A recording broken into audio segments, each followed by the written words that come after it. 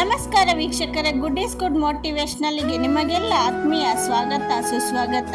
ಈ ವಿಡಿಯೋದಲ್ಲಿ ಹೋಳಿ ಹಬ್ಬದ ಆಚರಣೆಯ ಹಿಂದಿರುವ ಉದ್ದೇಶದ ಬಗ್ಗೆ ತಿಳಿದುಕೊಳ್ಳೋಣ.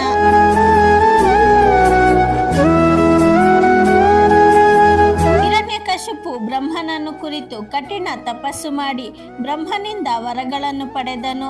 ನನ್ನ ಜೀವಮಾನ ಪರ್ಯಂತ ಮನುಷ್ಯರಿಂದಾಗಲಿ ರಾಕ್ಷಸರಿಂದಾಗಲಿ ಪ್ರಾಣಿ ಕೀಟ ಪಶು ಪಕ್ಷಿ ಹಾಗೂ ಭೂಮಿ ಆಕಾಶ ಮನೆ ಹೊರಗೆ ಒಳಗೆ ಮತ್ತು ಆಯುಧಗಳಿಂದಾಗಲಿ ನನಗೆ ಸಾವು ಬರಬಾರದು ಎಂಬ ವರ ಪಡೆದು ಭೂಲೋಕದಲ್ಲಿ ದುಷ್ಟರಾಜನಾಗಿ ಮೆರೆಯುತ್ತಿದ್ದ ವಿಷ್ಣು ದ್ವೇಷಿಯಾಗಿದ್ದ ಅವನು ತನ್ನನ್ನೇ ದೇವರೆಂದು ಪೂಜಿಸಬೇಕು ಎಂದು ಪ್ರಜೆಗಳ ಮೇಲೆ ಒತ್ತಡ ತಂದನು. ಹಿರಣ್ಯಕಶಿಪುವಿಗೆ ಕಯಾದು ಎಂಬ ರಾಣಿ ಪ್ರಹ್ಲಾದನೆಂಬ ಒಬ್ಬ ಮಗ ಇದ್ದು ಅವನು ವಿಷ್ಣುವಿನ ಪರಮ ಭಕ್ತನಾಗಿದ್ದ. ಬಾಲಕನ ಮೇಲೆ ಸಾಕ್ಷಾತ್ ಭಗವಂತನೇ ಕರುಣೆ ತೋರಿದ್ದ.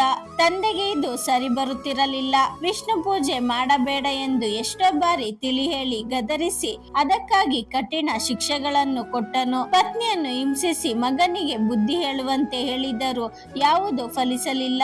ಹಿರಣ್ಯಕಶಿಪುವಿಗೆ ಒಬ್ಬ ದುಷ್ಟ ತಂಗಿ ಇದ್ದಳು. ಅವಳ ಹೆಸರು ಹೋಲಿಕಾ. ಇವರಿಬ್ಬರು ಸೇರಿ ಒಂದು ಯೋಜನೆಯನ್ನು ರೂಪಿಸಿ ಅದರ ಪ್ರಕಾರ ಹೋಲಿಕಾ ದಗದಗ ಉರಿಯುತ್ತಿರುವ ಬೆಂಕಿಯ ಒಳಗೆ ಕುಳಿತಿರುತ್ತಾಳೆ. ಅವಳ ಮೈ ಮೇಲೆ ಬೆಂಕಿ ತಗಲದಂತಿರುವ ವಸ್ತ್ರವಿರುತ್ತದೆ. ಹಿರಣ್ಯಕಶಿಪು ತನ್ನ ಮಗನಿಗೆ ಸಹೋದರಿ ಹೋಲಿಕಾಳ ತೊಡೆಯ ಮೇಲೆ ಕೂರುವಂತೆ ಹೇಳುತ್ತಾನೆ. ಓಂ ನಮೋ ನಾರಾಯಣಾಯ, ಓಂ ನಮೋ ನಾರಾಯಣಾಯ ಎಂದು ನಾಮಸ್ಮರಣೆ ಮಾಡುತ್ತಾ ಹೋಲಿಕಾಳ ತೊಡೆಯ ಮೇಲೆ ಅಗ್ನಿಯ ಮಧ್ಯ ಬಾಲಕ ಪ್ರಹ್ಲಾದ ಕುಳಿತುಕೊಳ್ಳುತ್ತಾನೆ. ಭಗವಂತ ವಿಷ್ಣುವಿನ ಕರುಣೆಯಿಂದ ಹೋಲಿಕಾಳ ವಸ್ತ್ರ ಪ್ರಹ್ಲಾದನ ಮೈ ಮೇಲೆ ಬೀಳುತ್ತದೆ. ಇದರಿಂದ ಪ್ರಹ್ಲಾದನಿಗೆ ಯಾವುದೇ ಅಪಾಯ ಆಗುವುದಿಲ್ಲ. ಆದರೆ ಹೋಲಿಕಾ ಅದೇ ಬೆಂಕಿಯಲ್ಲಿ ಸುಟ್ಟು ದಹನವಾದಳು. ಕೆಟ್ಟದನ್ನು ನಾಶ ಮಾಡಿ ಒಳ್ಳೆಯ ಕಾರ್ಯವನ್ನು ಮಾಡುವ ಸೂಚಕವಾಗಿ ಹೋಳಿ ಹಬ್ಬವನ್ನು ಆಚರಿಸುತ್ತಾರೆ.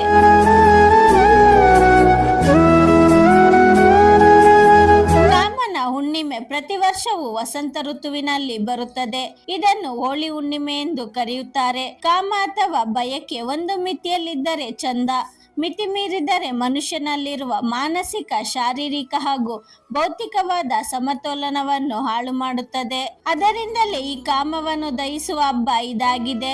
ಎಲ್ಲ ಯುಗದಲ್ಲೂ ಶ್ರೀಕೃಷ್ಣನು ರಾಧಾ ರುಕ್ಮಿಣಿಯರ ಜೊತೆ ಬಂಧು ಬಾಂಧವರೊಡಗೂಡಿ ಈ ಹಬ್ಬವನ್ನು ಕಾಮನ ಬಿಲ್ಲಿನ ಸಂಕೇತವಾದ ಬಣ್ಣಗಳನ್ನು ಒಬ್ಬರಿಗೊಬ್ಬರು ಎರಚಿಕೊಳ್ಳುವುದರ ಮೂಲಕ ಸಂಭ್ರಮದಿಂದ ಆಚರಿಸುತ್ತಿದ್ದರು. ಹಾಡು, ಕುಣಿತ, ಕೋಲಾಟ ಹೀಗೆ ಎಲ್ಲವೂ ಮೇಳೈಸಿದ ಸಂಭ್ರಮದ ಈ ಹಬ್ಬವನ್ನು ದೇಶದೆಲ್ಲೆಡೆ ಆಯಾ ಪ್ರಾಂತ್ಯಕ್ಕನುಗುಣವಾಗಿ ಬೇರೆ ಬೇರೆ ರೀತಿಯಲ್ಲೂ ಆಚರಿಸುತ್ತಾರೆ.